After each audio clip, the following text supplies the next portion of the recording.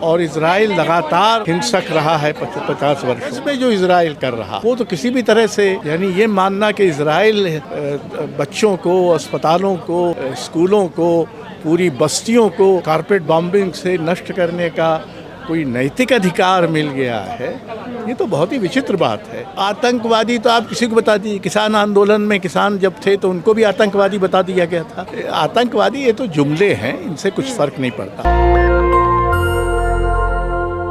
नमस्कार, मैं ब्यूटी गिरी और आप देख रहे हैं नेशनल दस्तक। देश में तमाम मुद्दे हैं। फ़िलिस्तीन इजराइल इस वक्त सबसे ज़्यादा गर्म मुद्दा है और प्रदर्शन आए दिन देखने को मिल रहा है। अभी हमारे साथ बातचीत करने के लिए मौजूद हैं अशोक बजपेयी। लगातार जो हैं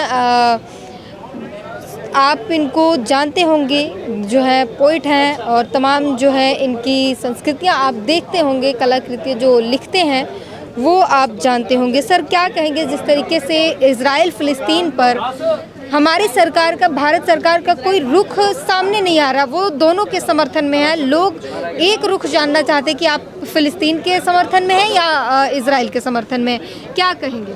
देखिए, पारंपरिक रूप से तो भारत पिछले 50 से अधिक वर्षों से फ़िलिस्तीन के पक्ष में रहा है और इजराइल से ये उम्मीद करता रहा है कि वो फ़िलिस्तीनों को उनके नागरिक अधिकार, उनको समानता, उनका क्षेत्र देंगे।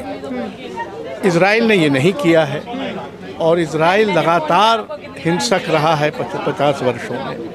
तो जाहिर है कि फ़िलिस्तीन के कुछ लोगों का सब्र टूट गया और उन्होंने एक हमला किया जिसमें बहुत सारे इजरायली मारे गए। अपने आप में ये निंदनीय है, लेकिन उसके एवज़ में जो इजराइल कर रहा है वो तो किसी भी तरह से, यानी ये मानना कि इजराइल तो सब बच्चों को, अस्पतालों को, स्कूलों को, पूरी बस्तियों को कारपेट बॉम्बिंग से नष्ट करने का कोई नैतिक अधिकार मिल गया है, ये तो बहुत ही विचित्र बात है।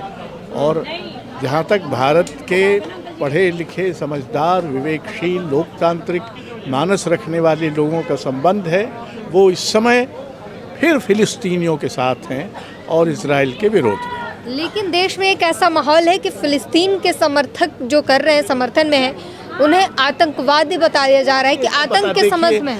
आतंकवादी तो आप किसी को बता दीजिए, किसान आंदोलन में किसान जब थे तो उनको भी आतंकवादी बता दिया गया था। आखिर उन्हीं किसान आंदोलन के दबाव में सरकार को 3 कानून वापस लेने पड़े। तो आतंकवादी ये तो जुमले हैं, इनसे कुछ फ़र्क नहीं पड़ता। मेरा ख़्याल है कि फ़िलिस्तीन का समर्थन करने वाले लोग आतंकवादी नहीं हैं, वो लोकतांत्रिक और विवेकशील लोग हैं, वो मानवता के पक्षधर लोग।